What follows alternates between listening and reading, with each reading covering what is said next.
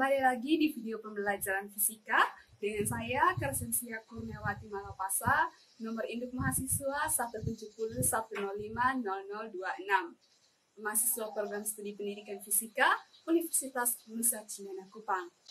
Jadi di video kakak sebelumnya yang ada di description box, itu kalian bisa menonton bahwa kakak sudah menjelaskan tentang konsep dasar listrik statis dan juga hukum Coulomb. Nah, di video kakak kali ini, kakak akan menjelaskan materi-materi penting lainnya dalam pokok bahasan listrik statis, yakni medan listrik, flux listrik, hukum Gauss, pola konduktor bermuatan, dan kapasitor. Oke, kita mulai dari yang pertama, yakni medan listrik. Apa itu medan listrik?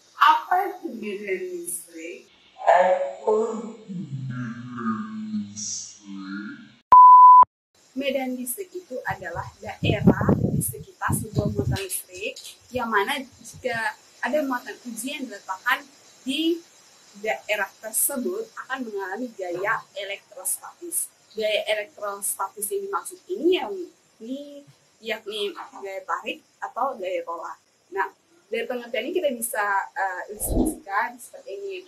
Ada muatan positif Q yang berjumlah Q besar, dan daerah sekitarnya kita letakkan muatan uji yang juga muatan positif, untuk kita simpulkan dengan Q0. Nah, besarnya medan listrik yang dihasilkan oleh muatan Q ini adalah sebesar dengan gaya F, gaya tarik menarik atau gaya tolak menolak, gaya Coulomb yang dialami oleh muatan uji ini dibagi dengan besar muatan uji tersebut, atau secara matematisnya bisa dituliskan E sama dengan F per Q0. E ini adalah medan listrik dan dalam Newton per Coulomb sesuai dengan persamaan ini, dan F ini adalah gaya Coulomb dan Q0 ini adalah muatan uji tadi, muatan listrik. Nah, kita masukkan persamaan gaya Coulomb ini ke dalam persamaan E ini, yakni K kali Q1 Q2 per R kuadrat. Q1 Q2 dalam kasus ini kita ganti dengan Q besar dan juga Q0. Jadi K Q besar Q0 per R kuadrat dibagi keseluruhan dengan Q0. Nah, Q0 dan Q0 habis dibagi, sehingga persamaan akhir dari medan listrik kita dapat adalah E sama dengan K kali Q per R kuadrat. E ini adalah medan listrik. Tanda panah di atas menunjukkan dia juga besaran vektor. Nah, besaran vektor berarti dia selain punya nilai juga punya arah. Nah, bagaimana dengan arah medan listriknya, Kak? Arah medan listrik ini tergantung dari atau searah dengan gaya yang dialami oleh muatan uji ini. Muatan uji positif ini kalau diletakkan di daerah atau medan listrik muatan positif, maka akan mengalami gaya tolak menolakan. Nah, sehingga kita bisa simpulkan kalau arah medan listrik pada muatan positif itu selalu mengarah keluar. Nah, jika muatan uji positif ini diletakkan di medan listrik atau daerah dari muatan listrik negatif, yang terjadi kan adalah gaya tarik menarik. Nah, arah medan listriknya itu searah, sehingga kita simpulkan bahwa arah medan listrik pada muatan listrik negatif adalah mengarah ke dalam atau masuk. Jadi ingat ya teman-teman, konsep pentingnya yaitu arah medan listrik untuk positif keluar dan muatan listrik negatif adalah masuk atau ke dalam. Oke, kita lanjut pembahasan ke flux listrik. Untuk medan listrik yang terjadi di antara muatan yang sama besar muatannya, tetapi beda jenis muatannya, yang satu negatif, yang satu positif, yang satu negatif. Kita lihat di sini bahwa arah medan listriknya, kakak sebelumnya bisa mau jelaskan dulu kalau bahwa medan listrik ini kita bisa gambarkan dengan garis medan listrik ya, garis-garis medan listrik seperti ini. Nah, garis-garis medan listrik ini selain menggambarkan medan listrik, tapi dia juga menunjukkan besarnya muatan listrik yang menghasilkan medan listrik tersebut. Maksudnya gimana, Kak? Maksudnya adalah garis-garis medan listrik yang dihasilkan dari satu muatan listrik akan berbeda dengan garis-garis medan listrik yang dihasilkan oleh dua muatan listrik.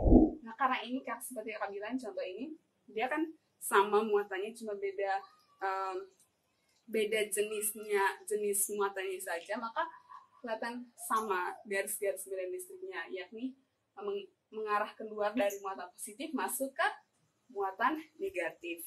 Nah, kita lihat di sana kan tidak ada, yang penting dari garis medan listrik adalah tidak pernah saling berpotongan.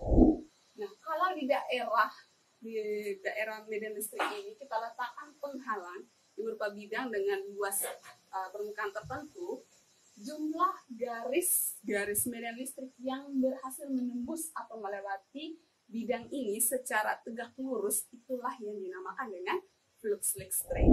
Nah, flux listrik ini kita simbolkan dengan ini yang dibaca dengan pi, dan persamaannya adalah pi sama dengan E kali A. Dengan pi adalah flux listrik dalam Weber, E adalah rapat garis medan listrik dalam Weber per meter kuadrat, dan A ini adalah luas permukaan bidang dalam satuan meter kuadrat. Nah, gimana Kak kalau penghalang atau bidang ini kita letakkan bukan seperti itu, tapi sampai membentuk sudut tertentu? Nah, kalau membentuk sudut tertentu sampai seperti ini, maka garis medan listrik yang menembus tegak lurus bidang ini bukan lagi hanya E, tapi E cos theta, di mana theta ini adalah sudut yang terbentuk antara garis medan listrik dengan normal bidang secara tegak lurus, ya, ingat. Oke, sehingga persamaan flux listriknya menjadi pi sama dengan E kali A kali cos theta. Nah, sekarang kita lanjut ke pembahasan tentang hukum Gauss. Nah, seperti yang kita ketahui bahwa jika sebuah muatan listrik ini akan memancarkan, ini kita ambil muatan listrik positif, ya. Muatan listrik positif ini akan memancarkan medan listrik keluar ke permukaannya yang berbentuk bola seperti ini. Oke, permukaan yang berbentuk bola. Nah, seorang ilmuwan yang bernama Gauss menemukan bahwa jumlah garis-garis medan listrik yang keluar atau menembus dari sebuah permukaan tertutup itu adalah sama besar dengan besarnya muatan itu, yakni yang secara matematis dituliskan pi sama dengan Q per epsilon 0. Nah, pi ini adalah flux listrik, yang sesuai tadi kan jumlah garis-garis medan listrik yang melewati menembus permukaan tertutup. Nah, Q sebanding dengan besar muatan itu, maka Q per epsilon 0. Epsilon 0 ini adalah permisivitas listrik yang besarnya adalah 8,85 kali 10 pangkat negatif 12 Coulomb kuadrat per Newton meter kuadrat. Nah, kita samakan persamaan flux listrik pada hukum Gauss ini dengan persamaan flux listrik yang awal tadi, yakni pi sama dengan E kali A. Oke, A ini kan luas permukaan bidang. Nah, bidang yang di sini adalah berbentuk bola, sesuai dengan pengertian awal tadi. Nah, sehingga A di sini kita ganti dengan luas permukaan bola yang bernilai 4πr kuadrat. Maka persamaannya menjadi pi sama dengan E kali 4πr kuadrat. Pi sini kita ganti dengan Q per epsilon 0. Q per epsilon 0 sama dengan E 4πr kuadrat, maka E sama dengan 1/4 pi epsilon 0 kali Q per R kuadrat. Nah, 1/4 pi epsilon 0 ini kan tidak lain adalah konstanta kesebandingan yang ada pada hukum Coulomb kemarin kan, yang nilainya adalah 9 kali 10 pangkat 9 Newton meter kuadrat per Coulomb kuadrat. Sehingga kita bisa tuliskan persamaan akhirnya E sama dengan K kali Q per R kuadrat. E kaki kuadrat ini tidak lain adalah persamaan untuk menentukan besarnya medan listrik. Oke, next kita akan lanjut ke pembahasan tentang bola konduktor bermuatan. Kak, kenapa kita harus bahas ini? Apa yang spesial dari bola konduktor bermuatan? Jadi bola konduktor bermuatan ini spesial karena apa? Medan listrik di dalam, di permukaan dan di luarnya itu berbeda. Nah, bagaimana cara mencarinya? Kita menerapkan hukum Gauss dan juga hukum Coulomb. Nah, hukum Gauss tadi kan berlaku untuk muatan positif yang memancarkan medan listrik keluar dari permukaannya berbentuk bola. Nah, ini kan bola konduktor juga berbentuk bola. Muatannya adalah muatan positif. Nah, kalau di dalam ini kita terapkan hukum Coulomb, yakni muatan-muatan sejenis, yakni muatan-muatan positif ini, jika didekatkan atau berdekatan akan saling tolak-menolak, sehingga akan berusaha menjauh dari muatan itu satu sama lain, sehingga medan listrik di dalam bola konduktor E sama dengan 0. Ingat ya, E sama dengan 0 untuk di dalam bola konduktor. Nah, muatan-muatan yang saling bergerak menjauh ini perginya kemana? Perginya adalah berkumpul di permukaan bola konduktor ini, sehingga muatan-muatan listrik pada bola konduktor adalah tersebar merata di permukaan ini. Sehingga otomatis E atau medan listriknya tidak sama dengan 0 lagi, tapi punya nilai yang besarnya itu sesuai dengan persamaan E sama dengan K kali per R kuadrat. Nah, di luar juga begitu, ada nilainya. Yang bedanya adalah jari-jarinya. Ingat ya itu. Oke, kita lanjut ke pembahasan tentang kapasitor. Kapasitor itu adalah sebuah alat yang mampu menyimpan muatan listrik. Nah, susunan dari kapasitor ini sebenarnya terdiri dari dua plat sejajar yang diletakkan berdekatan tapi tidak bersentuhan, seperti pada gambar ini jelas. Nah, berdekatan seperti ini. Pada saat beda potensial dialirkan, maka satunya akan menyimpan muatan positif dan satunya menyimpan muatan negatif, seperti pada gambar ini kan. Nah, besarnya energi yang dapat disimpan, energi listrik yang bisa disimpan di dalam kapasitor ini yang dinamakan dengan kapasitas kapasitor yang disimbolkan dengan C. Nah, C atau kapasitas kapasitor ini sangat bergantung dari medium dan juga dimensi kapasitor. Nah, kalau ruang di antara kapasitor ini diisi dengan udara, maka persamaan C itu adalah C sama dengan epsilon 0 A dibagi D. C ini adalah kapasitas kapasitor dalam farad, epsilon 0 adalah permisivitas listrik, dan A adalah luas plat dalam satuan meter kuadrat per D kuadrat. D ini adalah jarak antar plat dalam satuan meter.